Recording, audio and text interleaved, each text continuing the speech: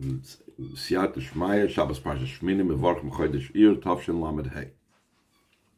So the Rebbe says, Vahi Bayom Hashmini Kol Moshe La'aron Levon of Ziknei Yisrael. It was in the 8th day that Moshe called to Aaron and his children and to the elders of the Jewish people. Move of my Mor Rabbi Seim Nesiyin, it's brought on the Mor of the Rabbi.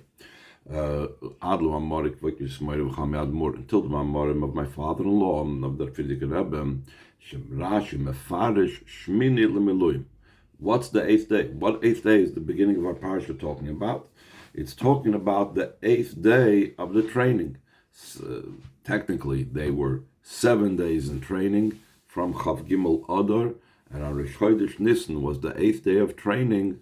8th day, we'll soon see, it's the 8th day after the training, when the Migdash, when the Mishkan went into service as a functioning Migdash, not just as a training. Because of Kli Yakar, and the Kli Yakar writes, the Shmini L'Melui Mashma the Yom Zehu Mimei Melui. Kli Yakar finds this expression a little bit difficult, because when you say it's the 8th day of the Miluyim, the training, it seems to indicate that this is one of the days of training. It's not true. It's not part of the days of training. It says that 7 days it will literally fill your hands. But Yimal the word miluyim that we use concerning the training. The miluyim hugamel shein shleimus, that miluyim is also from the word completion. So therefore, since the 7 days before the 8th day are called the 7 days of the miluyim, they're already full and complete. They don't need anything more. That's why it's called Shivas Yemei HaMiluyim. It's a completion of the 7. There's nothing further to do over here. If you're going to say that also the 8th day is part of the days of Miluyim,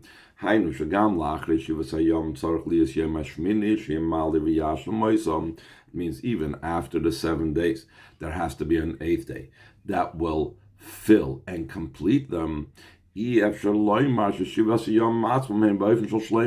So you cannot say that the 7 days themselves are in the way of completion. Shivas Yemei HaMiluyim, it's not complete, it's incomplete, it's not whole. So he goes on line 15. Dvar Malchus, he explains the intention, the meaning of the pasuk. Vihi Bayom Hashmini, it wasn't the 8th day.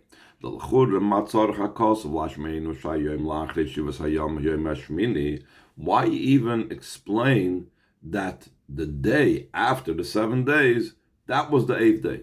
What's the need to even go into that? Why is there even a reason to say that was the 8th day?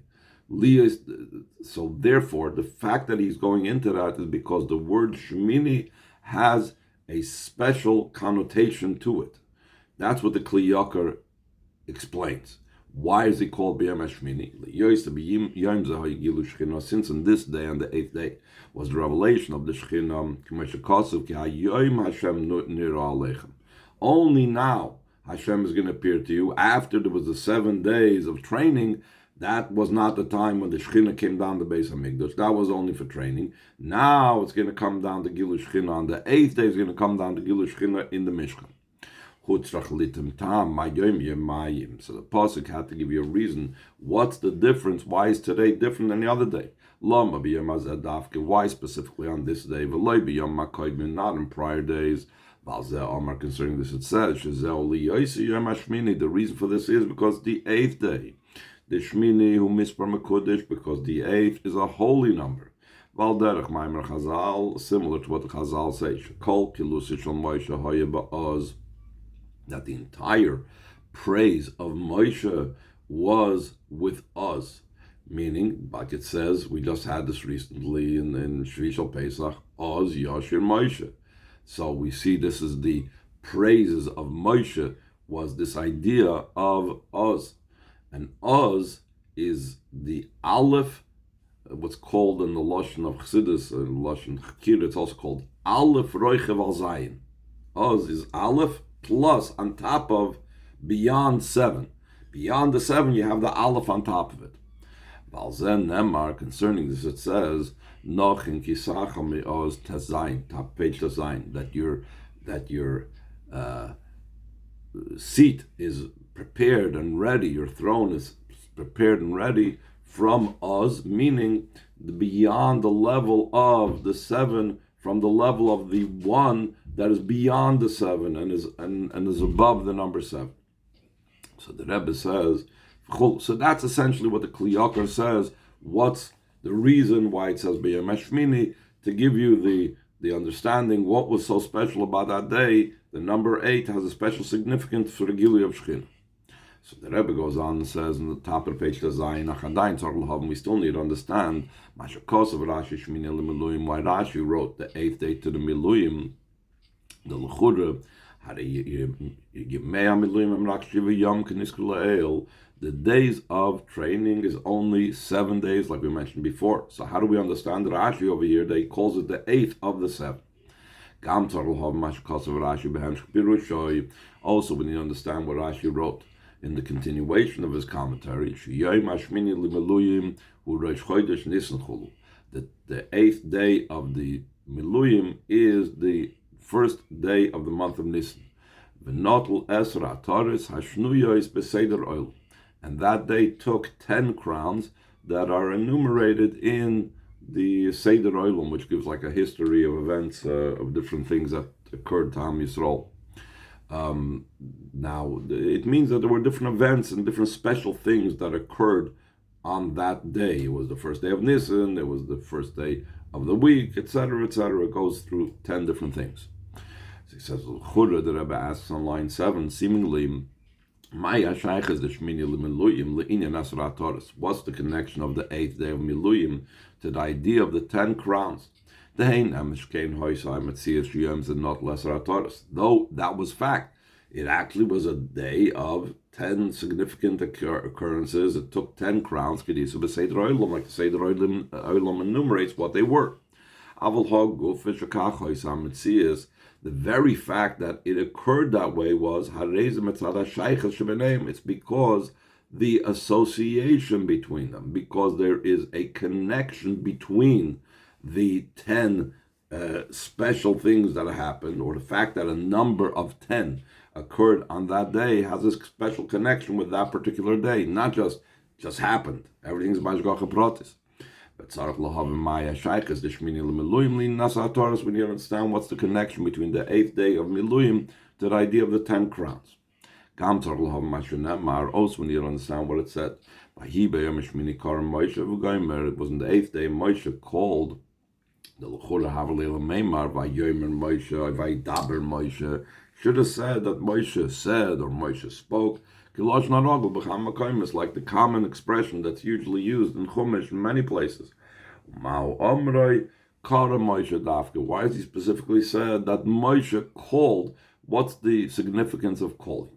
Ois Beis line 18. The idea behind this is the Hinikashem Shemisper Shmini. Misper Mekudesh, just like the number 8 is a sanctified number. Kach gam Misper Eser Misper Mekudesh, so too the number 10 is a sanctified number.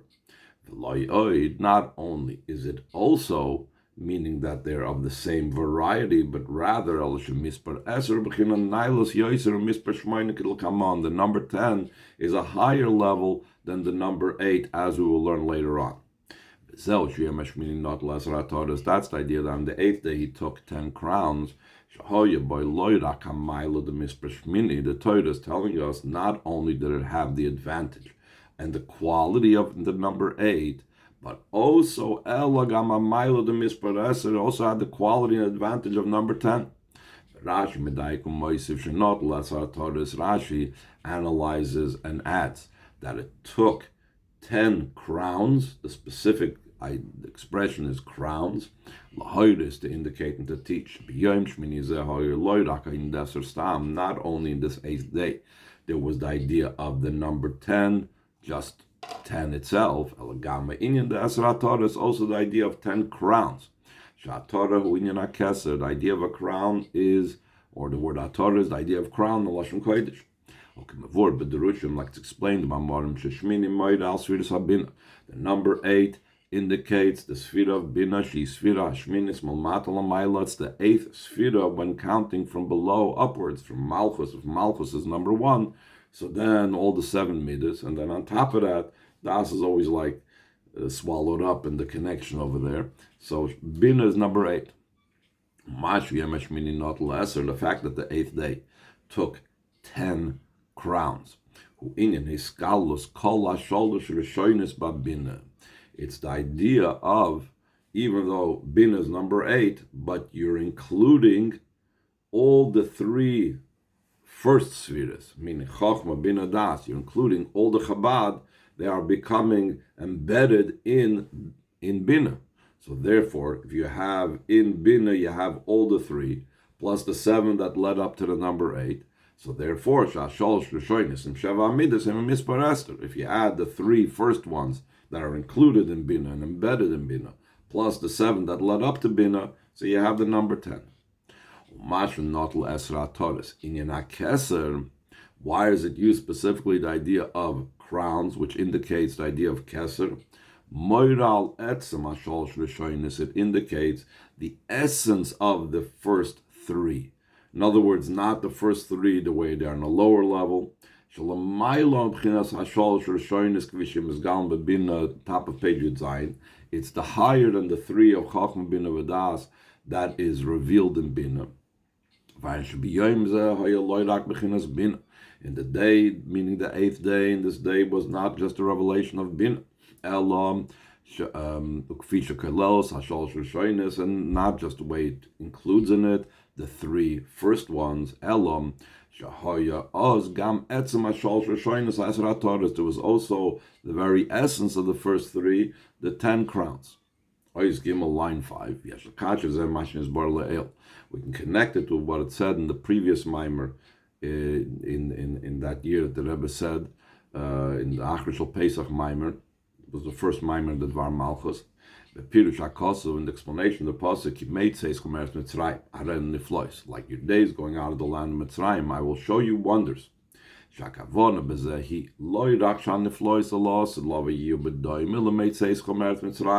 just that the future wonders will be similar to your days going out of the land of Mitzrayim. The idea of your days going out of the land of Mitzrayim is the cause why I will show you wonders. And the Rebbe in the previous mimer explains that's why the order of the pasuk is in that order. It starts off Kimeit Seischa and then Arenu Niflois. It could have said the opposite way if it was just trying to show a similarity between the two. But by starting off with the words Kimeit Seischa Meret Mitzrayim, it means that that's the source of the Arenu Niflois of Mashiach's times. It goes on line 11, Shiniflois, Lashon Rabim. It also spoke about the previous mimer. That why does it say Niflois in the plural? It's referring to the 2 types of wonders that's going to be when Mashiach comes. In the times when Mashiach initially comes, which the world is going to run normally without any supernatural, miraculous type of things, and then the times of the world to come, usually past Tchias HaMesim. This means to say as follows. Going out of Mitzrayim is the cause not just for the wonders that will be in the days of Mashiach, also in regards to the wonders that are going to be in the world to come. So too, it's also concerning the splitting of the sea in its relationship and its connection to the splitting of the river that's going to happen in the future when Mashiach comes. That we also in the previous mimer, or perhaps also a mimer before that, we brought down that they are also one continuation. So he says on line 18, where do we see this continuation? Shalzen Nemar, concerning that association with each other. It says, Hafach Yom Li'abasham, he transformed the sea to dry land. Panor Yavru V'Rogel, in the river they will cross in the future by foot. Sham Nismachavai, over there we will rejoice with him, and in him the Mashanem Arhafach Yom Li'abasha, what it says that he transformed the sea to dry land. Koyal Kriyas Yamsov Shoyibitzis Mitzrayim. It's referring to the splitting of the sea that took place when the Eden went out of Mitzrayim. Where it says that they crossed the river by foot. They will cross the river by foot in the future sense, in the future term. Sham nisru chavay, over there we will rejoice. That's going on Mevur Barucha ba Dvar Malchus Tipa Aleim and Masa Fachad Agadol, explained at length in the mimer entitled "It should fall upon them a great fear." And Hagadol is not referring to the fear; it's referring to that the mimer is a very huge mimer. So the Rebbe explains in the brackets what we mean. It's a mimer of the Mittler Rebbe. If you should nikra bekama drushim, when other mamarim refer to this mimer of the Mittler Rebbe, they call it Hagadol, the great mimer. Over Pashtas, and the simple reason why it's called Hagadol, Harezel Fishu Drush Aruch, because it's a very long mimer. Yesh like Kama V'Kama Sifim, it has in it many chapters. V'Kama V'Kama Yonim, many ideas and concepts. V'Drush Harishon Shabay Mevur Ha'inyan the Yesh Ein V'Yesh. It's the first mimer that the concept of Yesh Ein V'Yesh is explained. Sheisavas yesh miyesh. And this is the point of that concept that Rebbe gives over, that when one yesh comes from another yesh, kashi yesh meshpia v'yesh makabel him bein orach zelazeh. When the yesh that is giving and the yesh that's a receiver is incomparable and unbelievable distance from each other, it's impossible to be only through a complete nothingness in between. And this very ayin is split into two. It's not two separate levels, but it's one ayin that has two components, two aspects. The ayin that relates to the true yesh, in other words, the source yesh, the real yesh, and the ayin part that relates to the created yesh. Top of page Yud Ches. Like explained over there in that Maimer the Mittler Rebbe, as a very sweet explanation, very geschmack, with many examples. He gives an example of the aquifer, underground source, that the river comes out from it, that there's two like stages of transition, if you will, that are like these two ayins, because it's underground, there's no real water, there's barely moisture, but then from that great body of water, that's the aquifer, that's like one yesh, and then you have the river, which is another yesh. You have a series of two ayins, if you will, or two parts of an ayin that lead to it. He also gives the example of the power of growth. That's also the kernel was a yesh. Then you put it in the ground and it rots away, it becomes ayin, and then from that grows a different yesh. So in that process, that ayin is explained in Chassidus how it has two components, one that still relates to the first, the other that still relates to the next. And there's more about it over there. But this is really parenthetical. The Rebbe was like going on to explain how unbelievable this mimer is. So in that mimer, coming back to our topic, she says, what it says that they will cross the river by foot, it's referring to the days of Mashiach. And over there we will rejoice in him. It's referring to the time post the days of Mashiach in the world to come. This is what it means. He transformed sea to dry land. In the river they will cross by foot. Over there will rejoice in him, meaning that both levels of Mashiach, or both levels in the splitting of the sea, splitting of the or that's going to happen in the splitting and so on, they all come from the turning over the sea to dry land. The transforming and turning over of sea to dry land, the splitting of the sea that was by going out of Mitzrayim. It's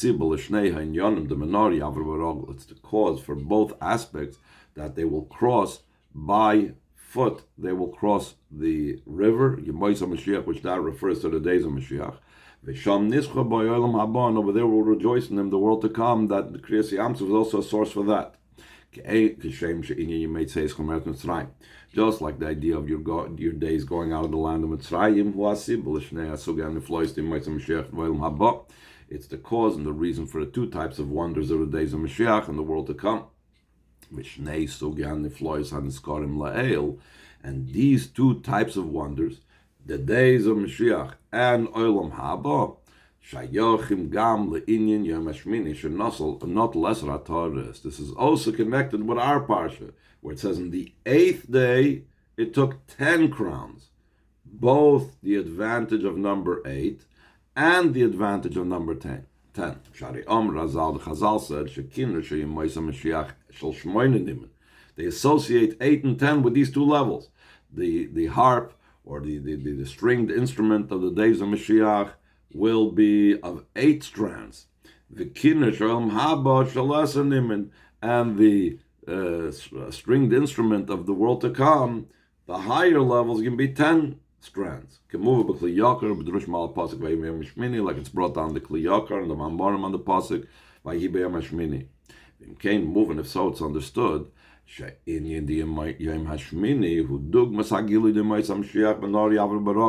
the day, that is the 8th day itself, the fact that it's number 8 itself, that's similar to the idea of the revelation of Mashiach's times, which is also the idea of the initial part in the river they will cross by foot. In the idea of the 10 crowns that were taken on the 8th day, that is similar to the revelation of the world to come, that over there we will rejoice in it. And now that I was going to explain what is these two types of revelations and how they're signified by the number 8 and 10 and so on. Let's see line 21. The idea behind this is it's explained in that great large mimer called Tipal Masavach that we mentioned before. The difference between the revelations of the days of Mashiach, the revelations of the world to come. Top of page you test that the revelations of the days of Mashiach will come down through the avodah of elevating and refining the sparks. Like we mentioned before, since in the very measure that a person measures out, Hashem measures it out to him, his reward. Ella, the only difference is, in this very measure, they're given from above, so much more from above. Therefore, also the revelations that come down from above, through the avodah of refining the sparks. So therefore, it is comparable to, it has some type of relationship and some association with the refinement of the sparks. For this reason, the revelations of the days of Mashiach, they're in such a way that they can be comprehended, they can be grasped. The revelations of the days of Mashiach, the initial time, will have in it many elevations and ascents. Chazal state, tzaddikim do not have a rest. Like it says, they will go from strength to strength. But the revelation of the world to come, it's a revelation of Hashem's essential delight. That's why on this level it says, over there we will rejoice in him, with him, in him, in Hashem's very essence. And this level cannot be drawn down through the refinement of the sparks which comes about through our service, through the service down here below. Because the avodah that comes out of the service down here below cannot reach to that level. Rather, this revelation comes down on its own. This means, after all the ascents and elevations of that by the river will cross by foot, then automatically it will come down the revelation over there, we will rejoice in it. And by revealing this level, it's not applicable the whole idea of back and forth, up and down, which means the idea of elevations. It's not possible, the whole idea of the ascent, of going from strength to strength. All this is only applicable to a level that has to do with the service of a person. That's the idea that the world to come is a day that's entirely Shabbos and rest. Why? There's no ascents, there's no elevations anymore, and therefore it's beyond that concept of that we accomplish with our avodas habirur.